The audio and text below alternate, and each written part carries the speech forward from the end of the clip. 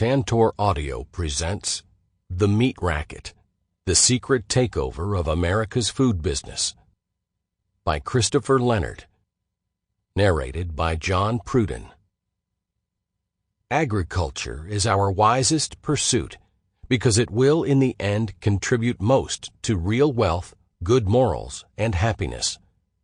Thomas Jefferson, 1787. Just keep it simple. Kill the chickens, sell them, and make some money. Don Tyson, 2009. If a poultry industry of many firms could only look forward to chronic instability, there might be good reason to accept some concentration.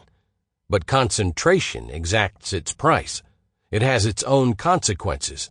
In any honest assessment of the future, those consequences must be taken into account.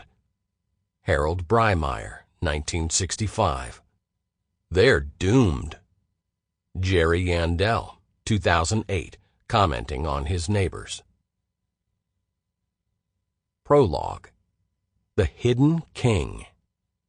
Nobody ever visits the stranded little community of Waldron, Arkansas. But if they did, a tourist would never see the place for what it really is. Most outsiders would be fooled into thinking it was an actual small town. On any given morning, the residents awaken and begin their routines along Main Street. Old men park their pickup trucks by the curb in front of the Rock Cafe, which opens early for breakfast. As the cafe's booths and tables fill up, a congregation of old-timers in cowboy hats gathers in a loose ring of aluminum chairs out front, smoking and talking and stubbing out their cigarette butts in a bucketful of sand. Later in the morning, Chambers Bank on the south end of town opens up, and the tellers cheerfully greet customers by name. On Thursday at noon, the livestock auction opens in a cavernous barn on the north side of town, drawing crowds of ranchers who haul steel trailers behind their trucks with cows staring out between the horizontal slats. In the late afternoon, teenagers park their cars by the gazebo south of the auction barn, proudly displaying their Mustangs and Broncos like big game trophies. These events have a rhythm of their own, the clockwork functioning of a small town economy. But it's just window dressing. All of it could cease to exist in a moment and have no impact whatsoever on the true Waldron, or its true economic reason for being. The real tempo of the town's economic pulse is measured by the coming and going of semi-trucks that roll down Main Street at periodic intervals, 24 hours a day, 7 days a week. In the middle of the night, tanker trucks full of animal feed rumble past the empty stores and out onto country roads that lead into the hilly terrain that surrounds town. At dawn, other trucks trundle in from the hills, heaped high with battered metal crates full of chickens that exude clouds of white feathers along the highway. The tempo can be measured in the regular arrival of train cars full of grains and oil seeds that dump their loads at a feed mill that clanks and hums and churns all night, and in the parade of refrigerated trucks that pull up to a slaughterhouse near the feed mill and get loaded with pallets of frozen meat. This is the real functioning of Waldron, Arkansas, and its true reason for being. This is the heartbeat of Tyson Foods, the nation's biggest meat company. The Tyson plant on the north end of Waldron is the only thing that keeps the town on the map. Appropriately, many residents simply refer to it as the complex. That's because the Tyson plant isn't just a factory. It's more like an entire small town economy consolidated into one property. The complex contains its own feed mill and hatchery, its own trucking line, and a slaughterhouse that covers several acres of land and processes about 1 million dead chickens a week. The complex is like an economic dark star that has drawn into itself all the independent businesses that used to define a small town like Waldron, the kinds of businesses that were once the economic pillars of rural America. Of course, tourists to Waldron would never see the Tyson plant, and not just because it sits on the northern fringe of town and away from Main Street. Visitors are stopped at its front gate and forbidden from exploring the grounds.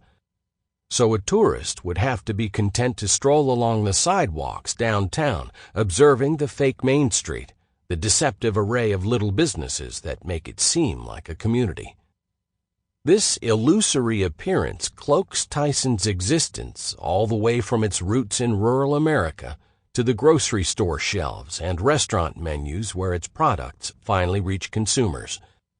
The average shopper is usually fooled when he or she peruses the meat aisle, seeing what appears to be an abundance of choices and products. The Tyson brand name wouldn't necessarily stand out with its logo gracing just a handful of products. But the rotisserie chicken slowly turning in its oven, the Bonici brand pepperoni, the Lady Astor brand chicken cordon bleu, the frozen chicken pot pie, and the Wright brand bacon all come from the same company, Tyson. And then there is all the unlabeled meat that Tyson floods into the U.S. food system every day. The meat served in cafeterias, nursing homes, fast food restaurants, and suburban eateries where more and more Americans eat their meals. There is a very good chance any of the meat purchased in these places was made by Tyson. Even if Tyson did not produce a given piece of meat, the consumer is really only picking between different versions of the same commoditized beef, chicken, and pork that is produced through a system Tyson pioneered. Tyson's few competitors have resorted to imitating the company's business model just to survive. This book aims to explore the vast hidden territory between the remote farms and towns like Waldron, where Tyson raises millions of animals, and the final point of contact where consumers buy the company's meat. Unseen between these two poles is a hidden power structure that has quietly reshaped U.S. rural economies while gaining unprecedented control over the nation's meat supply. Just a handful of companies produce nearly all the meat consumed in the United States, and Tyson is the king among them. The company sits atop a powerful oligarchy of corporations that determines how animals are raised, how much farmers get paid, and how meat is processed, all while reaping massive profits and remaining almost entirely opaque to the consumer. Because Tyson and its imitators are based in the geographic and economic fringes of America, in forgotten places like Waldron, the company has managed to escape the scrutiny it deserves. While Tyson's operations are remote, the company's business practices affect virtually everyone. About 95% of Americans eat chicken, which means they almost certainly eat chicken produced by Tyson. Because of this, American consumers are using their money to support a system that keeps farmers in a state of indebted servitude, living like modern-day sharecroppers on the ragged edge of bankruptcy. The system extracts its costs from consumers as well. There is so little competition in the meat industry today that companies like Tyson can virtually raise the price of meat at will.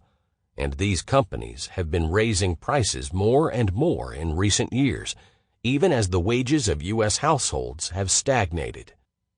This situation is nothing new. When companies gain power over a market, they use it. Back in the early 1900s, a similar oligarchy of meat companies controlled the industry and earned the nickname the Meat Trust. These companies depressed the prices they paid farmers for meat while raising the prices they charged consumers, just like Tyson Foods is doing today. But unlike the last time around, the modern meat trust isn't facing significant resistance from government officials. There is no Teddy Roosevelt in sight, no president willing to fight corporate power on behalf of consumers and farmers. The Obama administration launched a halting attempt to reform the industry in 2010, and its failure to do anything meaningful only entrenched the power of Tyson and its allies. If change is to come, it will have to originate with the people who buy meat and those who raise it. The first barrier to change is the fact that everything about Tyson Foods seems hidden, from its industrial farms behind locked gates to the company's pristine headquarters in Springdale, Arkansas. Until very recently, the only way to get to the company's main offices was to drive down a winding country highway, past dilapidated old chicken farms and feed mills, until the road crested a hill, suddenly bringing into view a pristine campus of black steel and glass buildings. Even in its splendor, Tyson seeks obscurity. Examining the company is all the more difficult because of the apparent code of silence of its employees and fear of retaliation on the part of virtually anyone who works with it. But there is no way to better understand the way our food is produced than to understand Tyson Foods. Tyson hasn't just insinuated itself into virtually every corner of the modern food system. Tyson helped invent the very system itself. The company was founded in the depths of the Great Depression, just as American agriculture was undergoing the greatest upheaval in its history. The company helped redraw the new system that emerged. By doing so, it wrote the blueprint for modern meat production. At the core of Tyson's strategy is an economic principle called vertical integration. In a nutshell, this refers to the way companies buy up the outside firms that supply them. Picture what would happen if Apple Incorporated bought the company that sold its microchips. When a company becomes vertically integrated, it takes under its control and ownership all the independent businesses that once supported it. In Tyson's case, the company has swallowed up all the businesses that used to make up a small-town economy. It owns the feed mill, the slaughterhouse, and the hatchery. It owns the trucking line and the food processing plant where raw meat is packaged and cooked into ready-to-eat meals. While Tyson doesn't directly own most of the farms that supply it with animals, it controls them through the use of restrictive contracts. It's as if the broad-based network of small businesses that were once the backbone of rural America had been sucked into a single towering silo called Tyson Foods. The company controls and owns everything that happens inside it. There is no competition among the various entities, no free market to determine the price at which baby chicks are sold to farmers or at what price grown chickens are sold back to a slaughterhouse. It all happens within the walls of Tyson's corporate structure. Tyson first pioneered this model in the poultry business. Then the company expanded into raising hogs. Within 2 short decades, America's independent hog industry was wiped out and replaced with a vertically integrated, corporate-controlled model. 90% of all hog farms disappeared. The amount of money spent at grocery stores went up, but the amount of money farmers received went down. Companies like Tyson keep much of the difference. The cattle industry is the last holdout against vertical integration, but even the cowboys are starting to buckle under the pressure to surrender their independence. Tyson and 3 other companies so dominate the beef industry that they have been able to short-circuit the once vibrant cash market for buying cattle in the United States, giving them power to control the nation's ranches and feedlots, even if they can't own them outright. From the 1960s through the 1990s, this industrial meat machine provided tremendous benefit to American consumers. By industrializing animal production, Tyson's system rewrote the stubborn biological equations that once constrained the meat industry. Between 1955 and 1982, the amount of time it took to raise a full-grown chicken fell from 73 days to 52 days. And the chickens got bigger during that time, expanding from an average 3.1 pounds to 4 pounds. Perhaps most impressive of all, it took less and less chicken feed each year to accomplish this feat. In 1955, it took about 285 pounds of feed to grow 100 pounds of chicken. By 1982, it took less than 208 pounds. A similar trend held for pigs and, to a lesser degree, cattle during that time. The benefits of this transformation were passed from the farms to the consumers, as Tyson aggressively competed to win a bigger share of the U.S. market. People didn't see the radical transformation that was taking place on American farms, but the benefit invisibly accrued to their food budgets with each pound of Tyson chicken, beef, and pork they brought home. But this benefit wasn't free. Consumers got savings up front, but they paid for it over time. Essentially, consumers traded away the U.S. farming system in order to get the upfront savings from industrial meat. Each new Tyson farm and each new Tyson meat factory ate away at the fabric of a profitable sector of Middle America's economy. Ironically, just as consumers traded away control over the way meat is produced, the meteoric production gains of industrialized animal production started to fade away. After realizing the huge boost of savings that came from raising animals in factories, the growth curve started to flatten in the 1990s. It seems that the genetics of the poor chicken have been pushed about as far as they can go. Today, no matter what Tyson or its competitors do, they seem to have run up against a wall of just how cheaply you can raise a bird on a given amount of food.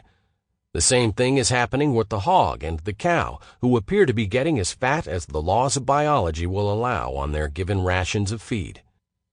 The cost savings from factory farming are slowing down, but Tyson's control over the marketplace has not loosened. Once the broad-based meat industry was traded away for a vertically integrated one, the deal could not be easily undone. The economies of scale now make it almost impossible for new competitors to enter the field and compete head-to-head with Tyson and its imitators. The tallest ramparts that protect Tyson's rule are its network of meat factories in places like Waldron. To compete against those facilities, a new company would need to invest hundreds of millions of dollars up front before the first day of business. It would need animals, of course, and Tyson has much of that supply locked down with its contracts. And a competitor would surely know that even if it built a plant and secured supplies of chickens or hogs, Tyson and its few competitors have the ability to flood the market with product and make prices collapse in the short term, a hardship they could surely endure while an upstart struggled. The competitor would need to surmount these obstacles for the relatively lousy promise of just a 1 to 3% profit margin. Needless to say, upstarts are hard to find. This makes the oligarchy of meat companies virtually impregnable, and as a result they don't have to compete too fiercely with one another on price. That's another key reason why the economic gains of the industrial meat machine's early years have disappeared. Since the mid-1980s, when consolidation among Tyson and its peers really began, the price of meat has risen steadily, even as farmers have been getting paid less out of every dollar spent on food. In translation, that means companies like Tyson are extracting savings from the farmer without passing them on to the consumer. In 2008, food prices jumped 6.4%. After falling during the Great Recession, prices are climbing once again, and only the tepid competition between Tyson and 2 or 3 other companies can be expected to bring them down. Not only does Tyson have control over how meat is priced, it also sets the rules for how meat is produced. To take just one example, at the feedlots where cattle are raised for Tyson's slaughterhouses, Tyson was among the first companies to aggressively use a little-known growth hormone called Zilmax. The drug causes cattle to put on weight much faster than they would naturally, but it reduces the quality of beef. Because Tyson tightly controls production at vast feedlots, it can use such drugs on an industrial scale without most consumers ever knowing about it.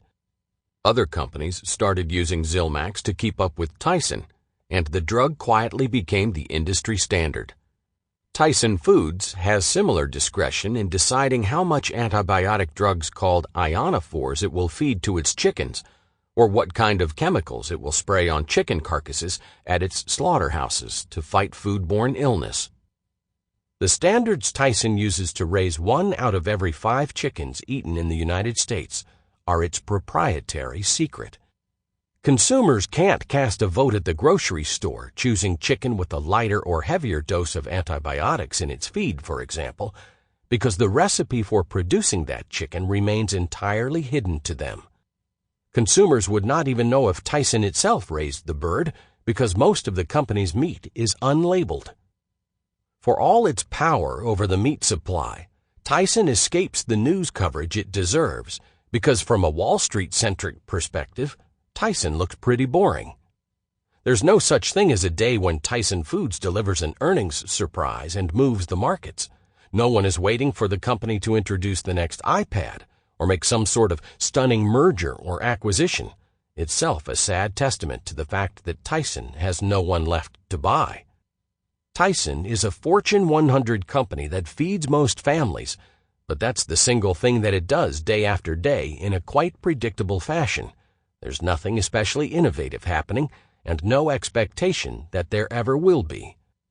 The company's stock ticker symbol, TSN, just slowly crawls around and around each day at the bottom ring of everyone's circle of concern.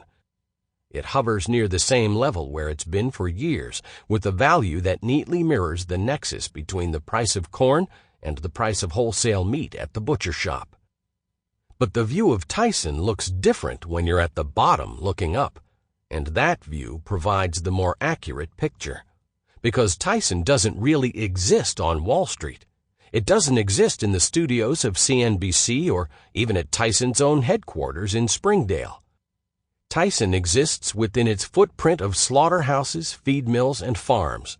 It lives in the widely dispersed network of industrial fortresses like the Tyson Complex in Waldron and other isolated towns like Berryville, Arkansas, Dexter, Missouri, and Broken Bow, Oklahoma. In these places, Tyson is the center of economic gravity. In these places, it is revered and feared. It provides the jobs. It provides the tax base. If Tyson ever closed up shop, the town itself would evaporate. This is power, very real power, and it can be felt only by visiting the far-flung places Tyson calls home. The power is etched into the fretful face of men like Edwin, who once tended to the industrial-sized flocks of birds that Tyson owns. Edwin is a polite man, a country man, and so was willing to sit on a bench in his front yard and entertain questions from a reporter. But Edwin was too scared to give his name, too scared to share his phone number. And that was back in 2004, when things were good for Edwin and his wife and kids, well before the fainting spells that Edwin blamed on the fumes in the chicken houses where he worked every day. Well before Edwin lost his farm and got divorced. This was before all that, when Edwin's life was about as stable as it was going to be. Edwin was willing to talk anonymously about the diseased birds Tyson gave him to try and raise, and how they died en masse and left him losing money with each new flock. But he was mortified at the thought that this story might end up in a newspaper. Tyson's power could be felt several miles down winding country roads from Edwin's farm, at a small house where an elderly woman answered the door. She was also polite, and she stood out on her front porch to entertain questions. But her face zipped closed when the Tyson's name was brought up. Her son worked at the Tyson plant. She didn't want to talk about the company. There wasn't anything around but green hillside and fresh country air, not a person to overhear what she might say. But it was as if a Tyson field technician were sitting right there on her porch in his trademark khaki uniform. She'd talk about anything in town except Tyson, insistently fending off any questions about the company until the painful encounter was over and she went back inside. When a reporter knocked on the door of a Tyson field veterinarian in a small town in rural Missouri in 2009, the man came outside to talk. His wife joined him, then his children. The reporter might as well have been a federal agent in the age of Prohibition, poking around rural enclaves and asking residents how they made their money. The message was clear from both the field tech and frigid stares of his family. Go away. Get off this property. Stop asking questions. At its heart, Tyson's power is economic, and it has used this power to redraw the laws of wealth and income in rural America. The way the company is structured has done more than revolutionize how meat is produced. It has also fundamentally altered the way money is distributed in America's heartland. This fact is difficult to discern by simply visiting the towns where Tyson operates. The run-down streets of Waldron and the shabby farms in surrounding rural Scott County help perpetuate a peculiar American stereotype about farming. that it is a hard-scrabble business defined by thin profits and economic volatility.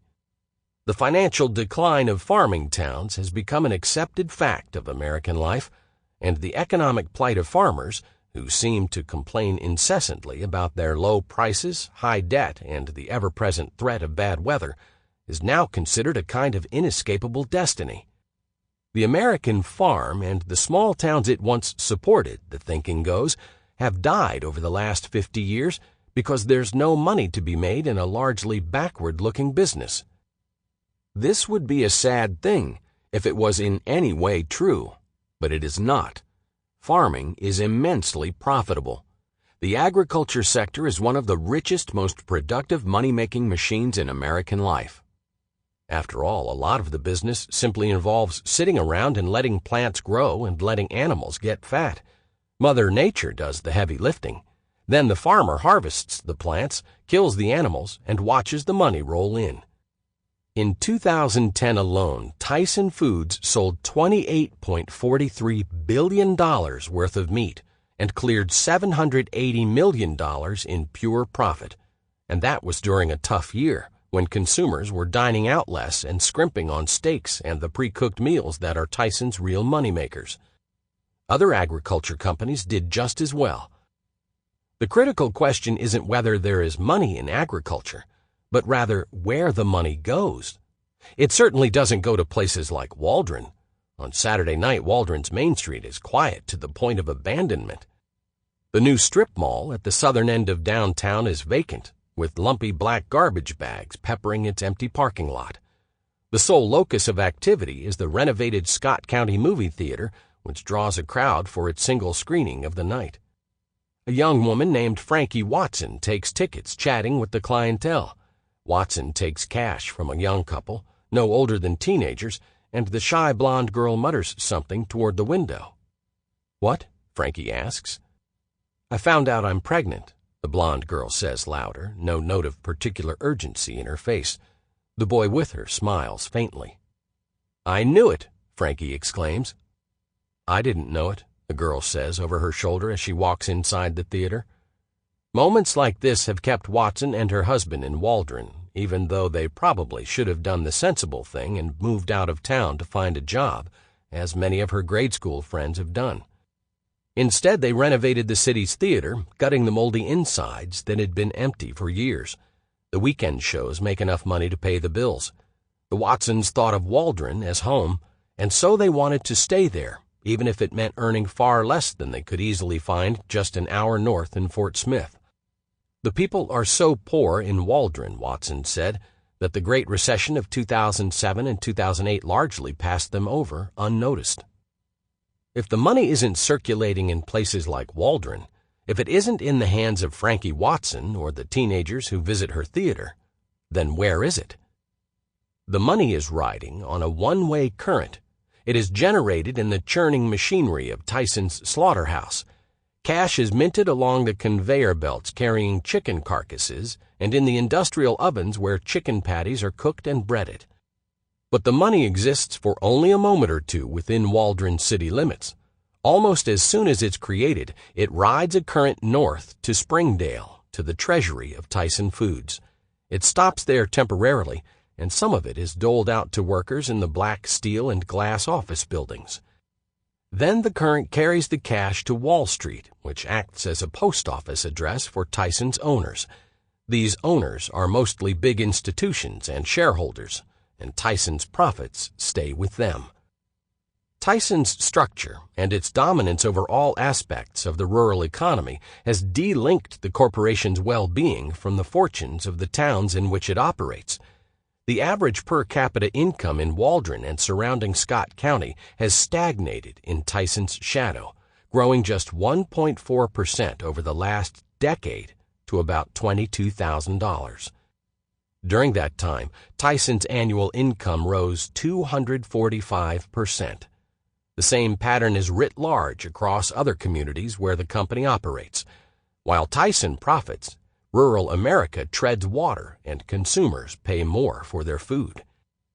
Tyson's power has become entrenched over decades as Democratic and Republican administrations traded places in Washington. But the economic malaise of rural America caught the attention of a young presidential candidate named Barack Obama as he spent months campaigning. Sample complete. Ready to continue?